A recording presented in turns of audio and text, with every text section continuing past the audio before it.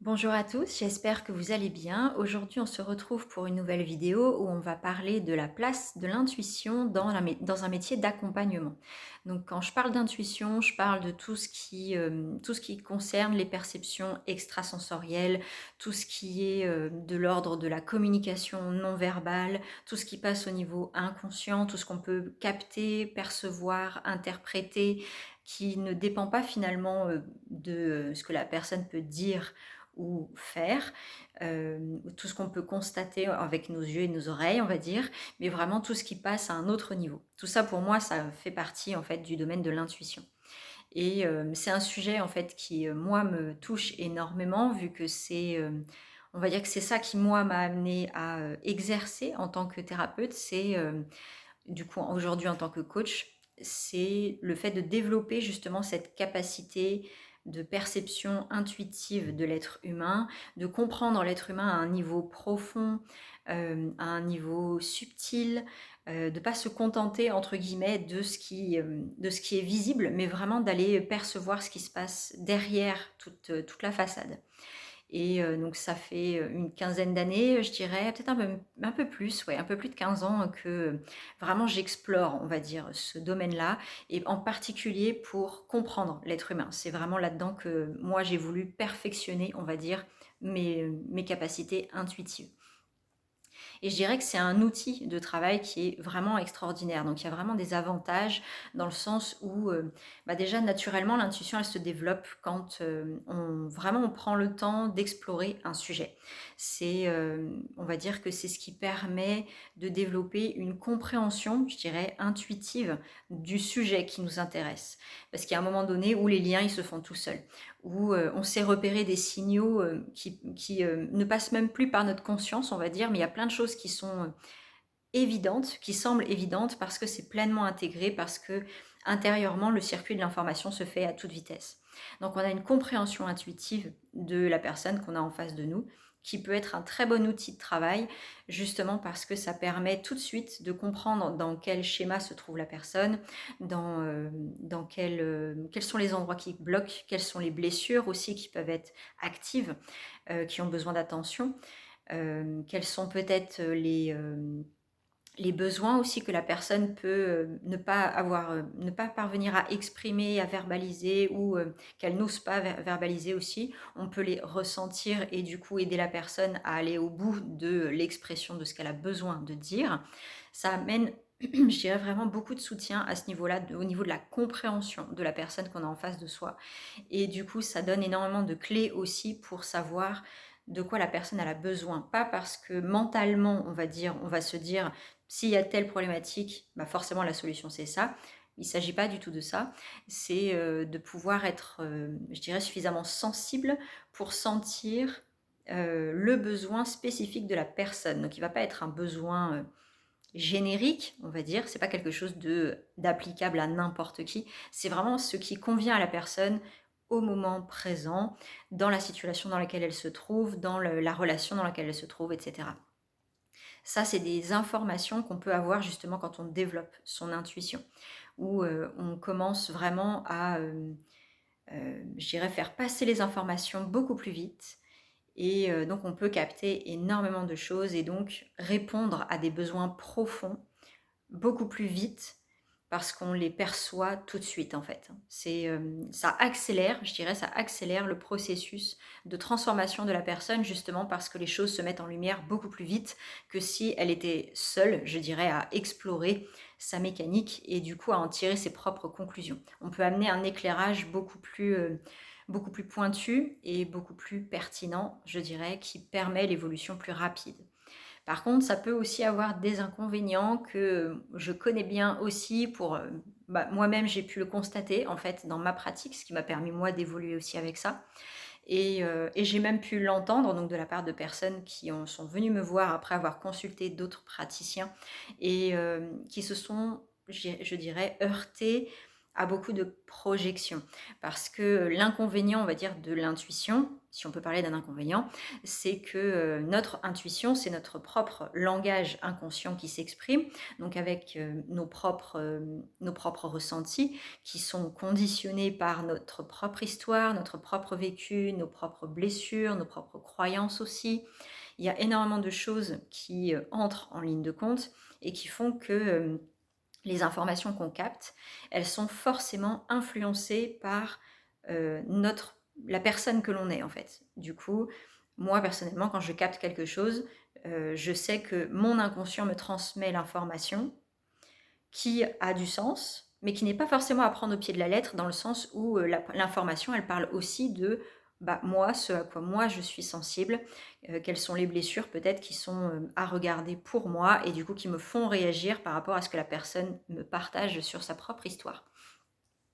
Du coup, il y a vraiment une attention particulière à porter à ce niveau-là pour ne pas, je dirais, dire tout de suite à la personne, moi je perçois que tu as ça comme problématique. Là, on est en train de jeter un pavé dans la mare, en fait. C'est extrêmement violent de faire ça. Je sais que moi, personnellement, je me suis retrouvée un jour face à une praticienne qui, c'était juste un échange pour découvrir euh, sa pratique, qu'est-ce qu'elle faisait, comment elle accompagnait. Et au plein milieu de la conversation, vraiment comme un cheveu sur la soupe, elle m'a sorti que j'avais été sexuellement agressée quand j'étais enfant. Et alors, effectivement, je porte une blessure qui n'a rien à voir avec le viol, mais je porte une blessure du coup au niveau de cette thématique-là, en lien avec mon enfance. Ça, c'est une réalité et c'est quelque chose qui, encore aujourd'hui, que je continue d'accompagner, dont je continue de prendre soin. Mais la violence, pour moi, du coup, de recevoir ce retour-là qui n'était pas du tout demandé, qui n'avait rien à voir avec ma démarche, c'était juste pour la rencontrer. Pour moi, ça a été extrêmement violent et ça illustre justement cette notion-là, c'est on ne peut pas s'adresser à n'importe qui. Quand il s'agit d'intuition, quand vous êtes face à quelqu'un qui a des perceptions et qui travaille avec ça, donc les métiers de l'énergétique en particulier, c'est concerné. C'est là, vous avez de grandes chances de tomber sur quelqu'un qui va pouvoir vous asséner des choses comme ça et qui, en fait, n'ont peut-être aucun rapport avec votre histoire directement, mais qui ont un rapport avec la leur. Et du coup, ils les interprètent à partir de leurs propres blessures. Je ne sais pas quelles étaient les blessures de cette femme-là, mais du coup, elle m'a sorti quelque chose qui parlait plus d'elle que quelque chose qui parlait de moi. Elle m'a pas parlé de ma blessure. Elle m'a parlé d'un trauma personnel. Elle m'a parlé de sa propre souffrance et du coup, c'est de cette façon-là qu'elle l'a interprété. Son inconscient lui a dit viol, agression sexuelle. Son inconscient lui a dit ça. Et oui, c'est peut-être ça, c'est son histoire à elle, mais à aucun moment elle ne m'a demandé est-ce que c'était réel ou pas. Elle me l'a asséné comme étant une vérité. Et ça montre vraiment un gros travers. J'ai accompagné beaucoup de femmes qui avaient eu justement des praticiens qui leur avaient sorti ce genre de choses et en sachant qu'elles ne se souvenaient absolument pas d'avoir été abusées, que du coup elles n'avaient même aucun problème finalement au niveau relationnel avec les hommes de leur famille et tout d'un coup ça remettait tout en question et d'une façon terrible en fait. Ça crée une insécurité qui est terrible et ça crée une souffrance aussi, parce que finalement, lorsqu'on a quelqu'un qui, en plus, sur ce thème-là, nous sort ce genre de choses, c'est rentrer dans l'intimité de la personne et appuyer vraiment là où ça fait mal pour avoir une chance de pouvoir travailler avec, en fait. C'est de la manipulation, ni plus ni moins, pour moi. Moi, personnellement, je ne vais pas voir un praticien pour qu'il me fasse mal, pour qu'il me dise « tu as besoin de moi pour travailler ça ». Je vais le voir parce que je sens que moi j'ai un besoin et que cette personne-là peut m'accompagner dedans. Mais certainement pas parce qu'elle va me dire tu as besoin de moi. Ce n'est pas du tout la même chose. Donc ça c'est un exemple personnel, mais je trouve qu'il illustre bien ça. Il y a vraiment des gros travers possibles justement dans ces types d'expertise. Les personnes qui travaillent avec leur intuition, leur perception peuvent, je dirais, surinterpréter certaines choses parce que ça parle de leur propre histoire. Et je peux donner un autre exemple aussi qui, moi, m'avait beaucoup parlé. C'était un témoignage que j'avais lu d'un militaire qui avait forcément, de par son activité, le fait d'être parti en zone de guerre, avait développé justement une intuition propre à sa profession. Forcément, comme je disais tout à l'heure, quand on focalise son attention sur un sujet, on développe une compréhension intuitive de ce qu'on explore. Donc cet homme-là avait vraiment développé cette intuition par rapport à son métier. Et quand il est rentré, il y a eu un jour où il y a eu une journée où il a senti qu'il y avait quelque chose qui n'allait pas, qu'il y avait un danger quelque part, sans pouvoir nommer ce que c'était. Pour lui, il y avait un risque et ça prenait beaucoup de place, on va dire. Pour lui, c'était un danger. Et le lendemain, son fils est tombé de vélo et s'est cassé le bras. Et finalement, c'était ça, la réponse. Il a perçu la veille que quelque chose était en train de se préparer. Sauf que dans la tête, du coup, de quelqu'un, d'un militaire qui a été en zone de combat, vous imaginez l'ampleur du stress que ça génère pour lui de sentir qu'un danger se prépare. C'est énorme en fait. Ça prend une proportion énorme parce que ça correspond à ce qu'il a vécu. Alors que la réalité, toute proportion gardée, un enfant qui tombe de vélo, qui se casse le bras, ce n'est pas aussi dramatique que ce qui a pu être vécu, du coup, quand il était en zone de guerre. Mais l'intuition, elle, n'a pas fait la différence. Tout ce qu'elle a senti, c'est il y a un truc qui se prépare. L'inconscient aperçu, il y a quelque chose qui va arriver, je ne sais pas ce que c'est, mais ça monte. Et du coup, tout de suite, l'émotion est arrivée avec. Et tout de suite, c'était danger, danger en fait. Et la réalité, ce n'est pas grave en soi. Mais c'est pour vous montrer la différence entre le réel vécu par une personne et comment nous, on peut le percevoir à partir de notre propre monde intérieur, à partir de notre propre histoire, notre propre vécu. C'est vraiment deux mondes totalement différents.